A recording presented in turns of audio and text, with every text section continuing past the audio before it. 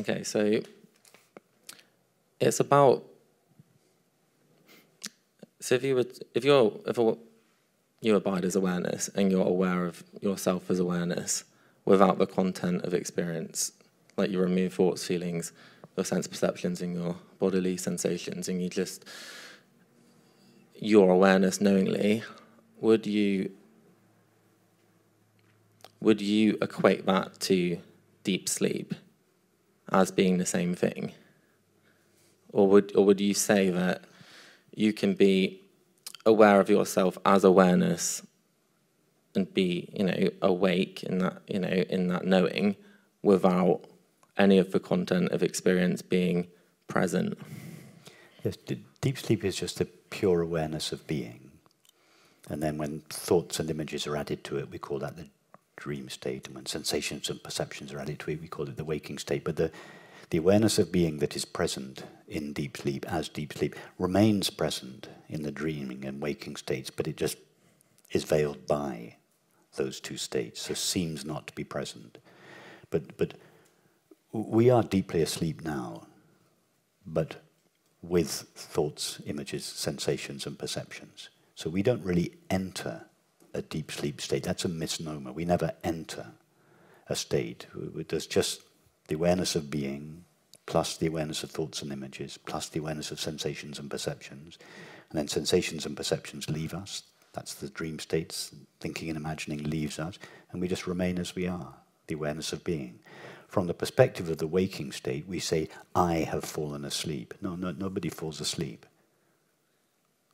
The being that we are remains always. It's like saying that the sun has set now because it's dark outside. No, the sun hasn't set. The sun's always in the same place. The awareness of being is always the same experience, always shining brightly, but more or less veiled by the content of experience. And so from the erroneous point of view of the finite mind says, okay, we pass through three states. We don't. The being that we are, the only being there is, doesn't pass through states. It colors itself more or less with the content of experience, but it never passes through any states. So when deep sleep is used, it's not necessarily meant as when we're fast asleep at night in that state of sleep where we're not dreaming. From the point of view of the waking state, we think that there are three states: the waking state, the dreaming state, and deep sleep state. So from the point of view of the waking state, and we normally think that in the waking state we have the most accurate view of reality. So we believe that the view we have of deep sleep from the waking state is the correct view.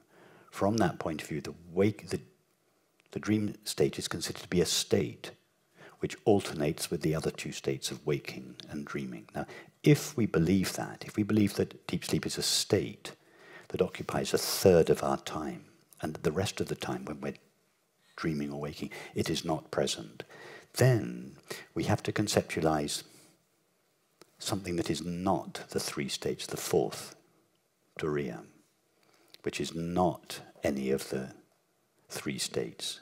So we have the three states of waking, dreaming, and sleeping, plus the fourth. But that's a problem, because now we have three states and something else, the fourth, consciousness. And if consciousness is something other than the three states, then it must be limited.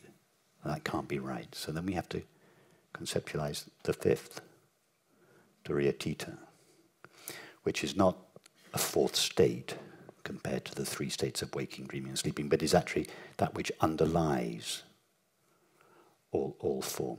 But actually, we can dispense with that. All of that is true if we believe the evidence of the waking state, namely that deep sleep is a state. Put all that on one side and consider the opposite point of view, that in deep sleep we are closest to reality, infinite formless being, and that the dream state is a distortion of that state, and the waking state is even further distorted. Our birth is but a sleep and a forgetting. So from this point of view, deep sleep is not a state. It is infinite consciousness. So imagine, can I have your piece of paper? No, the A4 bit of paper. Yeah. Don't worry, I'm not going to read any of it. Just give me the whole thing here. Okay, so now imagine you've got a sheet of paper like this, and this represents infinite consciousness. So if you were to color, take a band in the middle, and it's just one color, yes, it's just white. If you were to take a band in the middle here and color it red, and then color this blue, what would you now be looking at? I'd be looking at... Use the mic, please. Yeah. I'd be looking at the paper. You'd be looking at three colors, red, white, and blue. Yeah. So although the white is actually the entirety of what is, it now seems to have become a portion, a third of what is. It is no longer the whole, it's a part. It's a state. So this white section here, this white third, that's the deep sleep state. It seems to be a state in reference to the blue and the red. It seems that there are three states. There aren't three states. There's just the white paper, just infinite consciousness. But when infinite consciousness colors itself in the form of dreaming and waking, this portion seems to cease being infinite consciousness and seems to become a finite state. That's what we call the deep sleep state. Now, if we believe that, we then have to postulate another piece of white paper over here that is independent of these three states. But that's all based on the erroneous view of deep sleep from the perspective of the waking state. If you start with infinite reality, the white paper, infinite consciousness, and you just consider dreaming and waking as a temporary coloring, then this third is not a state. It's the revelation of the reality of the whole. Yeah, no, I get that. And that's the higher understanding of deep sleep. You don't get that understanding in the classical Advaita tradition. The classical Advaita tradition gives you the first interpretation, the three states plus Turiya, the fourth plus Turiya, T to the fifth, and so on.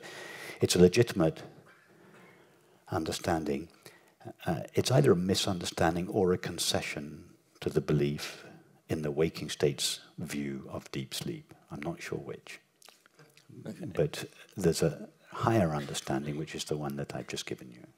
But you can be aware of awareness without the content of experience whilst being awake. Yeah, awareness is always aware of itself. But for the same reason that the sun always illumines itself. But would you differentiate between the awake state of awareness being aware of itself and being fast asleep at night in deep sleep? Because, like, in my mind, when I'm in deep sleep at night, I know that if my alarm was to go off, something's going to hear that, and that is awareness. But I'm not present of myself as awareness whilst I'm fast asleep. How do you know? That's what your waking state mind tells you. I have no memory. Your waking state, what you've just said is your waking state mind tells you that deep sleep is the absence of awareness. How do you know that it's not the awareness of absence? Okay. You've just believed the waking state point. Do you see how deep, how profound our waking state view of reality is? That we're even. This is a good example of how even after we've had a genuine glimpse of our true nature, the old patterns of thinking persist. This deep belief we have, the waking state's view of deep sleep, that it is the absence of awareness, and therefore we really think, I do not have the experience of being in deep sleep. That's just what the waking state tells you. It's not your experience. So if in deep sleep, if I do have the experience of being, I know awareness has the experience of being in deep sleep. Yes. Yeah. So if I have the experience of being in deep sleep, would you say that's the same as when I'm meditating, or even if I'm not meditating, but when I'm aware of myself as awareness in the waking state, when without the content of experience being present. Yes, it's in deep meditation, in the absence of experience, there's just the awareness of being. That's the experience that shines as deep sleep. But wouldn't there be some sort of like memory or?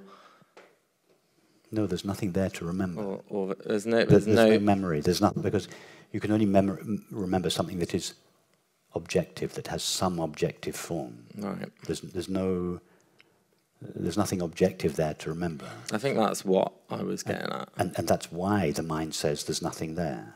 Okay. Because there's nothing objective to remember there. Okay. So the mind then superimposes the absence of objects onto deep sleep and says it's a blank, empty void, because the mind knows nothing of consciousness, because it can only know objective experience. So from the mind's point of view, deep sleep is just a blank, empty void, but that's not our experience. Okay, thank you. I will just ponder the possibility that in deep sleep, awareness is shining all alone. That the mind has no knowledge or memory of that experience because it can only know objective experience. But just think about deep sleep in a different way. Think of it as just the shining of being, the awareness of being. Just think of it of that way and see how your experience changes when you no longer superimpose the idea that deep sleep is a blank, empty void onto it. So those moments then that I can remember from meditating today, would that be the moments when my mind comes back into the equation? Because exactly. When everything you remember about this morning's meditation was not really this morning's meditation. It was all the words and feelings and thoughts that accompanied it. Yeah. You can't remember this morning's meditation, nor can I. There's nothing there to remember. No, we just remember the thoughts that precipitated it and arose from it. You don't actually remember why not? Because that experience is a blind spot.